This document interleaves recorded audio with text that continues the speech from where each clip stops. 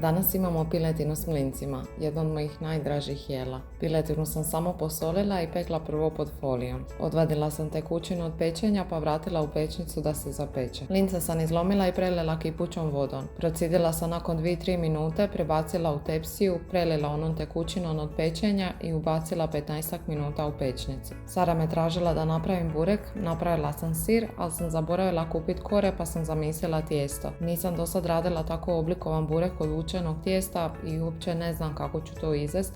Vidjet ćete sutra kako je ispalo. Tijesto sam premazala uljem, prekrijela ga folijom i ostavila u frižideru do sutra. Napravila sam i doručak, čija puding s kakaom i džemom od malina da malo prekinem dominaciju kupina. Sara obožava maline pa joj nije teško palo, mogle bi sad malo one zavladat. Kad sam krenula radit paštetu, skužila sam da nemam skoro ništa od sastojaka koje bi inače stavila pa sam improvizirala. Stavila sam konzervu tunjevine, malo senfa, 2 masline, 1 jaje, sol i papar i usitnila štapnim mikserom. Vidimo se sutra u novom videu.